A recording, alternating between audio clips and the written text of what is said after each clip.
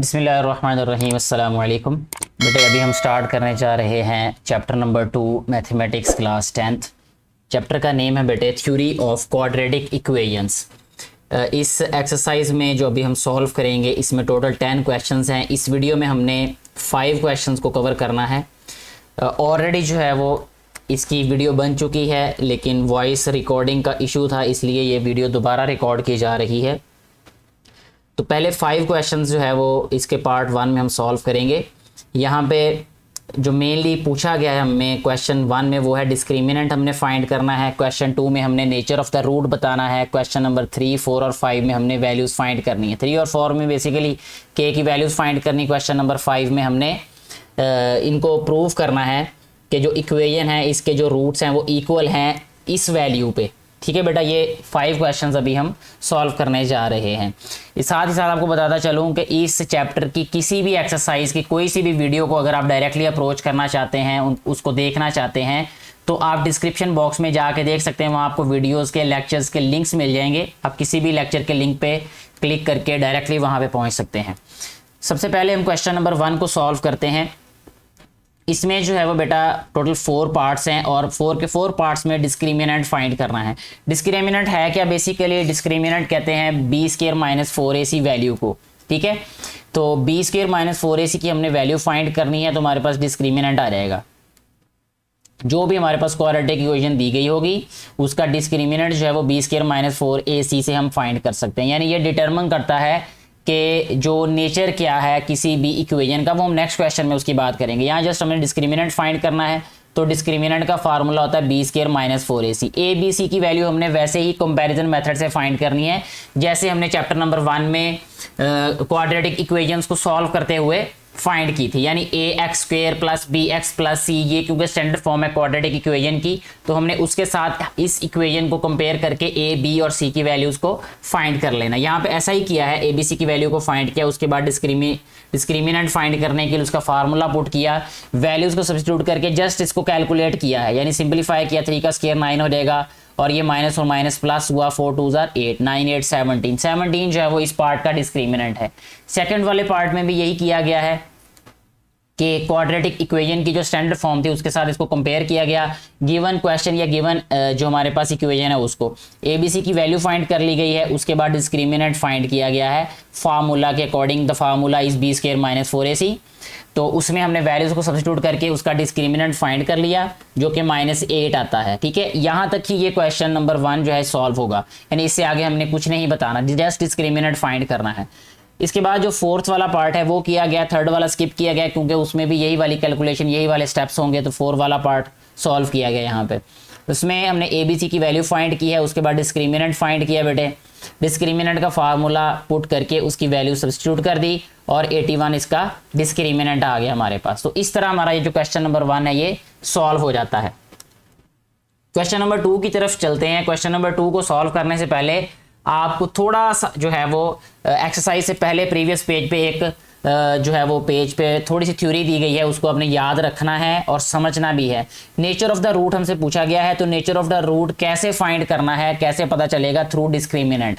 ठीक है, हमने सबसे पहले जो भी इक्वेशन दी गई होगी उसका डिस्क्रिमिनेंट फाइंड कर लेना है। डिस्क्रिमिनेंट ये डिटरमिन करेगा कि उस क्वाड्रेटिक इक्वेशन का नेचर क्या है। ठीक है, जैसे कि यहाँ पे हमें बताया गया है कि हमारे पास 4 टाइप्स के जो है रिजल्ट्स आएंगे। ठीक है बेटा, ये दिखाए गए हमारे पास कि अगर हमारे पास पहले रिजल्ट आता है कि अगर हमारे पास डिस्क्रिमिनेंट ग्रेटर देन 0 हुआ, ठीक है, एंड अ परफेक्ट स्क्वायर हुआ, ठीक है, यानी 0 से ग्रेटर हुआ और परफेक्ट स्क्वायर हुआ, जैसे 49 आ गया, 64 आ गया, ये परफेक्ट स्क्वायर्स हैं और पॉजिटिव भी हैं, यानी ये 0 से बड़े भी हैं, तो नेचर क्या होगी उस रूट की?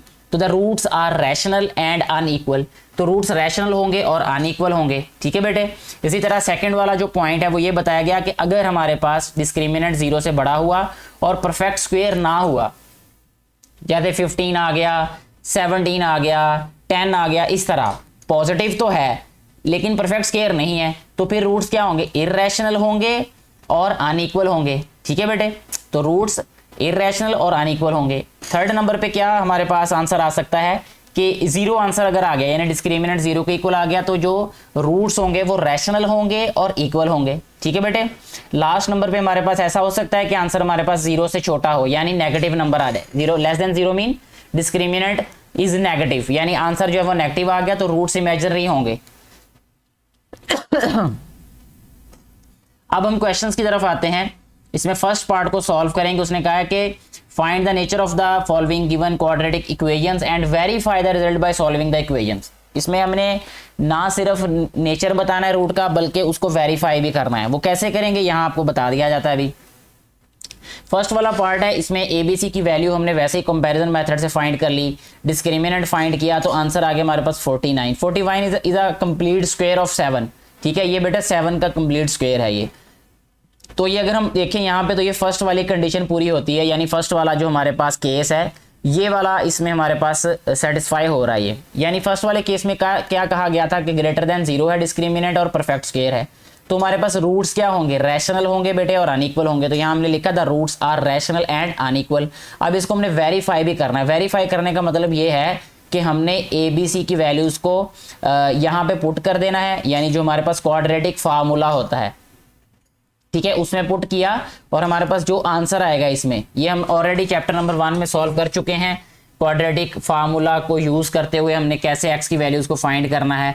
तो वो एक्स की जो वैल्यूज़ आएंगी वो डिटरमिन करेंगी कि क्या ये वाकई ही रिजल्ट वही है जो हमने कहा या नहीं है। वो जैसे देखिए यहाँ 15 और 8 आता है, तो डेफिनेटली ये रैशनल नंबर्स है दोनों के दोनों और अनइक्वल हैं। ये दोनों के दोनों नंबर अनइक्वल और रैशनल भी हैं ये। तो इस तरीके से हमने इसको वेरीफाई भी कर दिया। नेक्स्ट जो है वो हमने इसका थर्ड पार्ट सॉल्व किया। यहाँ पे थर्ड पार्ट जो है वो 16x square minus 24x plus 9। इसी तरह सबसे पहले इसका डिस्क्रिमिनेंट फाइंड किया जो कि 0 आ गया। 0 आने का मतलब ये है कि इसमें थर्ड वाला केस, थर्ड वाली जो ऑप्शन है, ठीक है, ये वाला पूरा हो रहा है हमारे पास केस इसका। यानी अगर हमारे पास 0 होगा डिस्क्रिमिनेंट तो रूट्स क्या होंगे, रैशनल होंगे और इक्वल होंगे। ठीक है, या तो हम यहाँ पे लिखेंगे the roots are rational and equal. तो अब हमने इसको वेरीफाई करना है, तो वेरीफाई करने के लिए आपने वही फार्मूला पुट करना है, ठीक है, और उसमें एबीसी की वैल्यू पुट करेंगे तो आंसर हमारे पास क्या आएगा, रैशनल और इक्वल आएगा। ठीक है, इसी तरह फोर्थ वाला पार्ट, इसमें भी जस्ट डिस्क्रिमिनेंट फाइंड किया गया है। तो डिस्क्रिमिनेंट क्या है, यहाँ पे 205 है। 205 क्या है बेटे, it's not a perfect square but it's a positive number. ठीक है, ये not a perfect square but a positive, तो इसमें सेकंड वाली कंडीशन पूरी हो रही है। यानी रूट्स क्या है हमारे पास, रूट्स हमारे पास इरेशनल एंड अनइक्वल होंगे। यानी सेकंड वाला जो पॉइंट है, सेकंड वाला जो केस है वो पूरा हो रहा है। इसके साथ ही हमारा ये जो क्वेश्चन नंबर 2 है बेटे, ये भी सॉल्व हो जाता है। यानी इसी मेथड से जो क्वेश्चन हमने यहाँ पे सॉल्व नहीं किया अभी, कोई एक पार्ट है वो इसी तरीके से सॉल्व हो जाएगा। नेक्स्ट चलते हैं जी। अब हमारे पास क्वेश्चन नंबर 3 है। उसमें कहा गया कि फ्रॉम व्हाट वैल्यू ऑफ के the expression is the perfect square. यानी के की किस वैल्यू के लिए ये जो एक्सप्रेशन है ये परफेक्ट स्क्वायर होगा। हमने वैल्यूज के की फाइंड करनी है। परफेक्ट स्क्वायर होने का मतलब ये है कि डिस्क्रिमिनेंट 0 के इक्वल होगा। ठीक है, तो सबसे पहले हमने यहाँ पे लिखा कि for perfect square discriminant must be 0, यानी डिस्क्रिमिनेंट इज इक्वल टू 0। तो डिस्क्रिमिनेंट की वैल्यू पुट की और इसको 0 के इक्वल लिख दिया। यहाँ पे हमने बी की, सी की और ए की वैल्यूज को पुट किया और सिंप्लीफाई किया यहाँ पे जस्ट। ठीक है, ये 8th क्लास, 9th क्लास और उससे प्रीवियस क्लासेस में भी हम ऐसे ही कैलकुलेशंस करते थे। यहाँ पे कोई उस कैलकुलेशन का फर्क नहीं है मेरा बेटा। ठीक है, इसके बाद यहाँ पे हमारे पास ये इक्वेशन बन गई। इसको हमने मजीद जो है फैक्टराइज किया। फैक्टराइज करने के बाद हमारे पास के की 2 वैल्यूज आ गई। यानी एक के की वैल्यू आ गई हमारे पास 1 और के की वैल्यू आ गई -1/3। इट मीन्स कि ये वैल्यूज हैं वो जिस पे जो है ये जो इक्वेशन है, यानी ये जो एक्सप्रेशन है ये परफेक्ट स्क्वायर होगा। ठीक है, इसी तरह इसके बाद नेक्स्ट हमारे पास क्वेश्चन नंबर 4 है, जिसमें हमें ये कहा गया है, हमसे पूछा गया है कि फाइंड द वैल्यू ऑफ के। अब हमने वैल्यू फाइंड करनी है के की।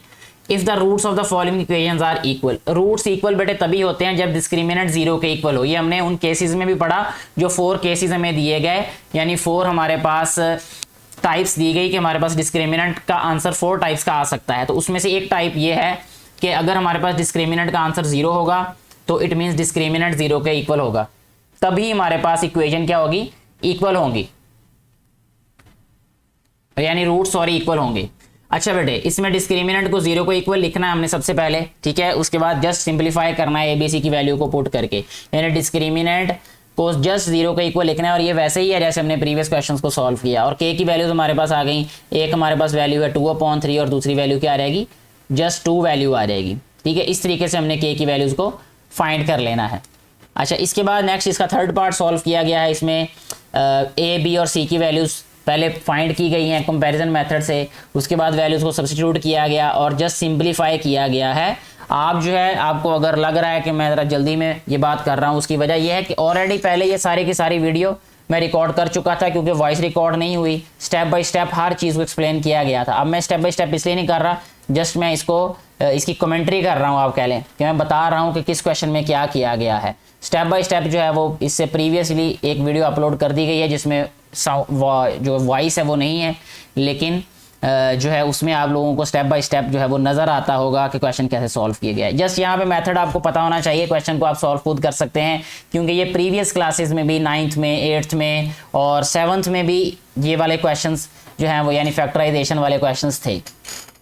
तो यहाँ पे हमने जस्ट बेटे वैल्यूज़ को पुट किया है और फैक्टराइज किया है। यहाँ से हमारे पास के की वैल्यू क्या आ गई 1, हमने के की वैल्यू ही फाइंड करनी थी। इस तरह हमारा ये जो क्वेश्चन नंबर 4 है ये भी सॉल्व हो जाता है। इसके बाद क्वेश्चन नंबर 5 यानी इस वीडियो का लास्ट क्वेश्चन जो है वो सॉल्व करना है अब हमने। उसमें क्या कहा गया है, show that the equation has equal roots, यानी इस इक्वेशन के रूट्स क्या है, इक्वल है। इट मीन्स के डिस्क्रिमिनेंट 0 के इक्वल होगा इफ़ सी स्क्वेयर की वैल्यू ये है, यानी सी स्क्वेयर की इस वैल्यू पे हमने ये प्रूव करना है कि इस इक्वेशन के रूट्स क्या हैं, इक्वल है। तो सबसे पहले हमारे पास जो इक्वेशन दी गई है बेटे ये वाली, इसको सिंप्लीफाई किया है हमने। ये देखें यहाँ पे इसका स्क्वायर ओपन कर दिया, a square plus b square plus 2ab वाले फार्मूला से, ठीक है। उसके बाद यहाँ पे एक्स स्क्वायर को कॉमन ले लिया, क्योंकि ये भी एक्स स्क्वायर वाली वैल्यू और ये भी एक्स स्क्वायर वाली वैल्यू। इसमें एक्स स्क्वायर को कॉमन लिया तो 1 + m स्क्वायर रह गया, ठीक है। इसमें से अब हमने ए बी और सी की वैल्यू फाइंड कर ली। ए बी और सी की वैल्यूज़ को हमने डिस्क्रिमिनेंट में पुट कर दिया, यानी डिस्क्रिमिनेंट का जो फार्मूला होता है उसमें 0 के इक्वल है। तो उसके बाद देखें यहाँ पे सी स्क्वायर है, तो सी स्क्वायर की वैल्यू वो पुट की जो हमें गिवन क्वेश्चन में है, ठीक है ना, ये वाली वैल्यू, ये वैल्यू सब्स्टिट्यूट कर दी। इसके बाद यहाँ पे भी अब देखें सी स्क्वायर है, मैंने यहाँ पे वैल्यू इसकी पुट नहीं की, आप यहाँ पे भी कर सकते हैं स्टेप में, और इसके बाद यहाँ पे मैंने पुट की होगी, इसको सिंपलीफाई किया बाकी सारे क्वेश्चन को, और यहाँ आके फिर मैंने दोबारा सी स्क्वायर की वैल्यू पुट कर दी है। यानी सी स्क्वायर की वैल्यू क्या थी, ए स्क्वायर इंटू 1 + m स्क्वायर। मैंने इसको सिंपलीफाई करके यहाँ पे वैल्यू पुट कर दी है। जब वैल्यू पुट की तो इसके बाद ये वैल्यूज़ कैंसिल हो जाती हैं, यानी सारी की सारी वैल्यूज़ कैंसिल। इट मीन्स यहाँ पे भी 0 आ गया और राइट हैंड साइड पे तो ऑलरेडी हमारे पास 0 होगा, ठीक है ना। यानी इसका मतलब ये है कि अगर ये 0 के इक्वल आ गया तो ये वाली वैल्यू पे हमारे पास यानी सी स्क्वायर की जो वैल्यू है इस पर इस इक्वेशन के रूट्स क्या होंगे, इक्वल होंगे। और यही हमने प्रूव करना था। मुझे उम्मीद है कि आपको ये क्वेश्चंस जो हैं वो समझ आ चुके होंगे। फिर भी कोई कन्फ्यूजन हो, मुझे उम्मीद है कि आपको कोई ना कोई कन्फ्यूजन ज़रूर होगी, क्योंकि जस्ट इसकी कमेंट्री की गई है इस वीडियो की। रीज़न यही है कि ऑलरेडी मैं इसको रिकॉर्ड कर चुका था, लेकिन फिर भी मेरा बेटा और किसी भी मेरी बेटी को अगर कन्फ्यूजन हो तो आप कमेंट बॉक्स में बताइएगा। मुझे दोबारा भी ये वीडियो रिकॉर्ड करनी पड़ी तो I will definitely do that. Thank you very much.